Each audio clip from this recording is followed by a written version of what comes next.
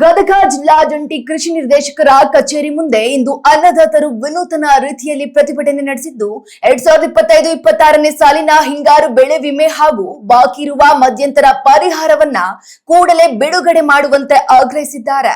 ಕೃಷಿ ಅಧಿಕಾರಿಗಳ ನಿರ್ಲಕ್ಷ್ಯ ಧೋರಣೆಯನ್ನ ಖಂಡಿಸಿ ಕಚೇರಿ ಮುಂದೆ ಭಜನೆ ಮಾಡುವ ಮೂಲಕ ರೈತರು ತಮ್ಮ ಆಕ್ರೋಶ ಹೊರಹಾಕಿದ್ದು, ಸಾಲ ಮಾಡಿ ಬೆಳೆದ ಬೆಳೆ ಕೈಕೊಟ್ಟಿರುವ ಸಂದರ್ಭದಲ್ಲಿ ವಿಮೆ ಹಣವೇ ನಮಗೆ ಆಸರೆಯಾಗಿದೆ ಎಂದು ಅಳಲನ್ನ ತೋಡಿಕೊಂಡಿದ್ದಾರೆ.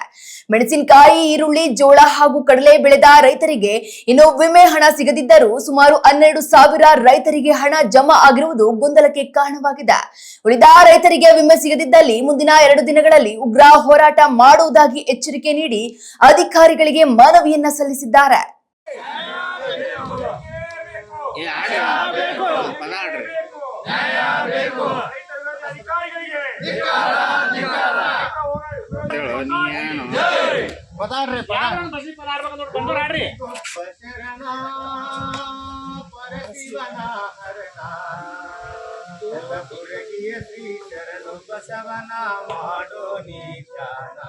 ಬಸವನ ಮಾಡೋ ನಿತ್ಯಾನ ಕೋಟಿ ಗೊಬ್ಬ ಶರಣ ಪರಶಿವನ ಹರಣ ಕಲಬುರಗಿಯ ಶ್ರೀ ಶರಣ ಬಸವನ ಮಾಡೋ ನಿತ್ಯಾನ ಕರಳಗುಡಿಯ ಕಂದ ಕಲಬುರಗಿಗೆ ತಾ ಬಂದ ಕಂದ ಕಲಬುರಗಿಗೆ ತಾ ಬಂದ ದೊಡ್ಡಪ್ಪ ಗೌಡರ ಮನೆಯಲ್ಲಿ ನಿಂದು ಹೊಸ ಕೀರ್ತಿಯ ತಂದ ದೊಡ್ಡಪ್ಪ ಗೌಡರ ಮನೆಯಲ್ಲಿ ನಿಂದು ಶಿವಮತ ಕೀರ್ತಿಯ ತಂದ ಕೋಟಿ ಗೊಬ್ಬ ಶರಣ ಪರಶಿವನ ಹರಣ ಕಲಬುರಗಿಯ ಶ್ರೀ ಶರಣ ಬಸವನ ಮಾಡೋ ನಿತ್ಯಾನ ಕಲಬುರಗಿಯ ಶ್ರೀ ಶರಣ ಬಸವನ ಮಾಡೋ ಕಂದ ಅರಳ ಗುಂಡಿಗೆಯ ಕಂದ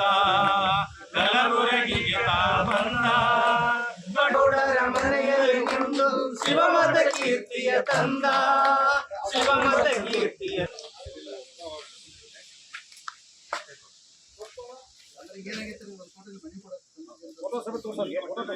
ಈಗ ನೋಡ್ರಲ್ಲ ಈ ರೈತ ಒಂದು 198/2 ಅವ ಮೆಣಸಿನ ಗಿಡಕ್ಕ ಇನ್ಸೂರೆನ್ಸ್ ತುಂಬ್ಯಾನ್ರಿ. ಅವ ತುಂಬಿದ್ದು ಮೆಣಸಿನ ಗಿಡಕ್ಕೆ ಇನ್ಸೂರೆನ್ಸ್ ತುಂಬ್ಯಾನ.